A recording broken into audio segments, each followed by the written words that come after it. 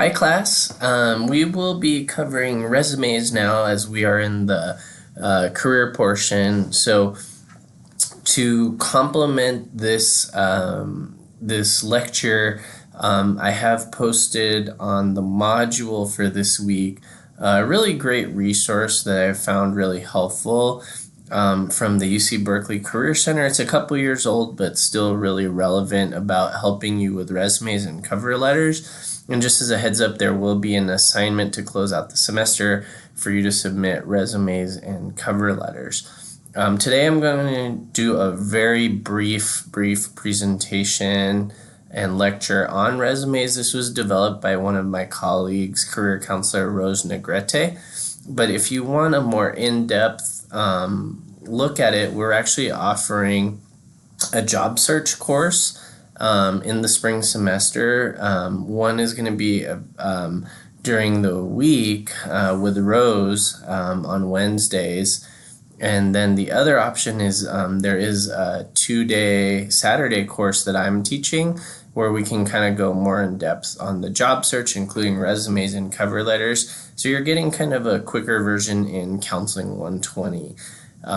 So again, just as a heads up, utilize that resource, the UC Berkeley Career Center. And I'm also going to show you some links later on the module that we have in the Career Center for resumes, which can be really helpful, but a lot of it is really similar to what you'll find in the UC Berkeley Career Center guide. So I think they're great tools that you can use. So what is a resume? They're not the only way you can get in, but where some jobs might only require, say, an application for you to get in, or you might have gotten referred for a job. But a lot of the times when applying for jobs, or if you're applying to programs or for scholarships or schools, you're going to need a resume, right? So a resume is a summary of your qualifications to a position as you match up for a job. So it's also a way to kind of market yourself. Again, you're not necessarily going to be able to feature every single thing, especially as you develop in your career. So you're really marketing yourself appropriately for the job, and in some cases for the school or for the scholarship, but for the most part, we'll be using these for jobs and careers. The other thing is with resumes, a lot of times employers spend less than a minute on average taking a look at what you have on your resume. So what you want to do is have something that looks really clean and that can really sell yourself, that's concise but also meaningful at the same time. So it really is an art. And then the resume can be your ticket to getting to that interview. And we'll talk about interviewing and what to wear to interviews and maybe how to answer questions and things like that next week. But some kind of basic content for resumes. What you want to start is by taking a look at the job description and the requirements. Look at keywords, look at desired qualifications, and use action words, and use examples, and quantify results. And that's something that as a career counselor here, an academic counselor, in reviewing a lot of resumes, I think that's a big room for improvement for a lot of students, is that they can it's a lot more powerful if you can quantify your results. For example, instead of just saying supervise staff, it might be good to be more specific, like saying supervise 7 full-time staff and prepared schedules for all full-time employees and part-time employees. So quantifying those results. Or if you're in sales, you can quantify that by saying generated over $200,000 in sales for the first quarter. So those are all great examples of quantifying your results. And again, resume is a point where you can really toot your own horn and you are trying to sell yourself. So for many people, I think that is one of the hardest parts, that sometimes it's hard to talk about yourself or toot your own horn, but a resume is somewhere where you really want to be able to do that in a way that you can still be humble, but really selling yourself and giving yourself some credit.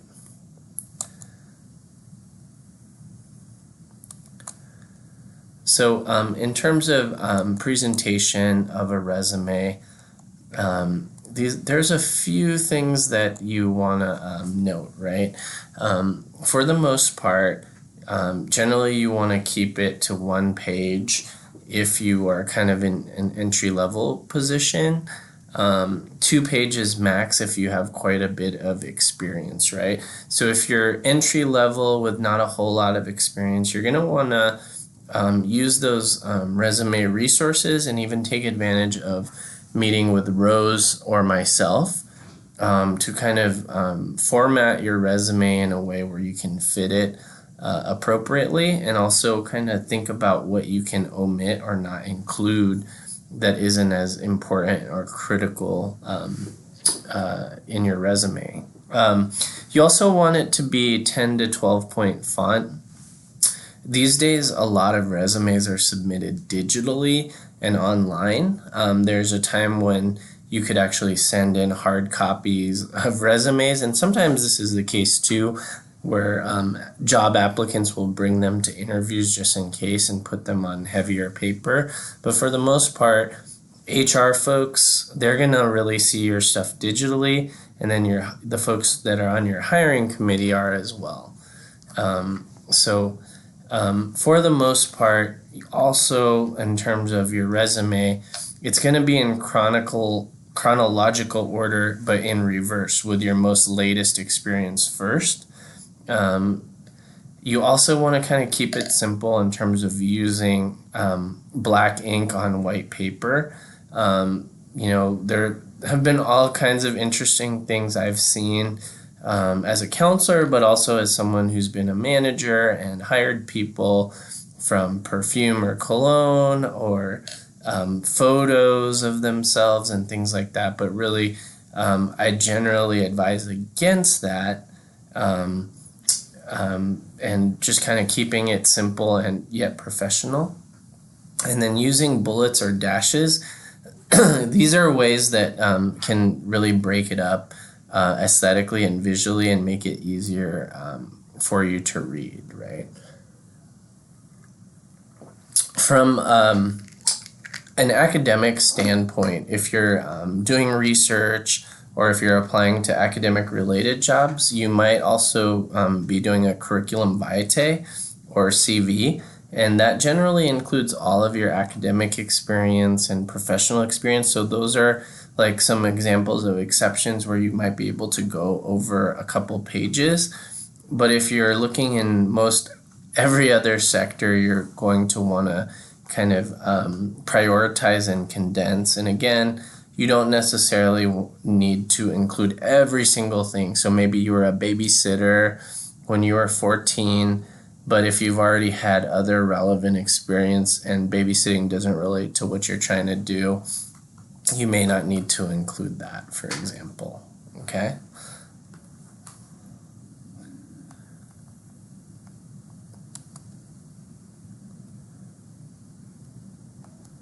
So some important sections for your resume are here. What you always want to do at the top of the page, and you can see this with a lot of the examples that you saw from the UC Berkeley Career Center, is that one on the top, your name and how to get in touch with you. You can also include phone number, email, your LinkedIn handle. Those are all really great things to have at the top. Also, again, especially if you're applying to larger companies and things like that, be sure to list an objective, because say you're applying for a job at Netflix or Google or UCSF.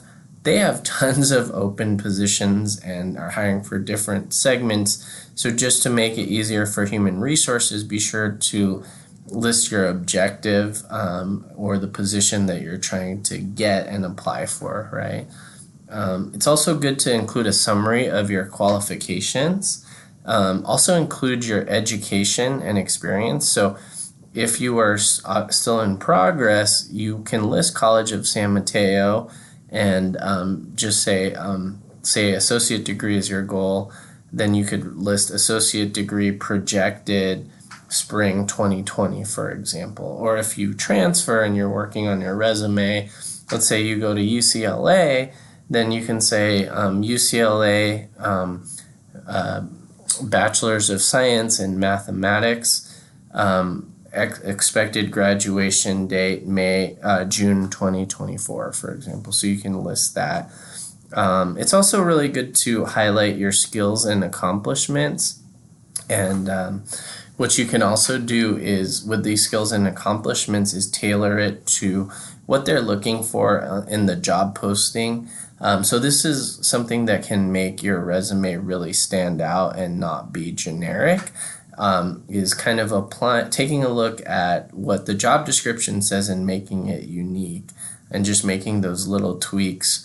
So if they are looking for, if you're doing a graphic design internship or something like that, and they're looking for ability to use Photoshop, then you're going to want to list that as a skill specifically if it's listed on there, right? If you have any licenses or certifications that are relevant to your field, like if you're applying for accounting and you're a CPA, definitely list that on your resume. It's also good to include things like professional associations or memberships. So many different fields have associations. So if you're trying to be an actuary, you might want to be part of the Actuarial Society. If you want to be a school counselor, you might want to be a member of a school counseling professional organization, for example. If you've published anything, or for example, like you could have wrote an article or a blog or an editorial on LinkedIn or in a newspaper, in a magazine, maybe you've written a journal article or academic piece. Those are other things that you can add if necessary and relevant and helpful. So as far as resumes, there is not necessarily one way to kind of write a resume, right? There are a lot of different combinations, and a lot of it, again, depends on where you are in your career, but also it depends on how much experience you have. So you might be pretty far into your career, but if you're looking for a career change and something totally different, then you might really benefit from having a functional resume, because if you do a chronological resume, it might not necessarily highlight everything that you need to get the job. So you might want to list skills or related things in functional form instead of necessarily listing all of your job experiences in order. So an example of that is maybe you were a nurse for 15 years, but now you're trying to become a data scientist, and all your experiences in nursing, but you might want to think about some of the skills that you've had in nursing and the responsibilities and things like that that are related that could help. So in that case, probably a functional resume for a career change would be good. The functional resume, again, is also really solid for students that don't have a lot of work experience and are just kind of starting out.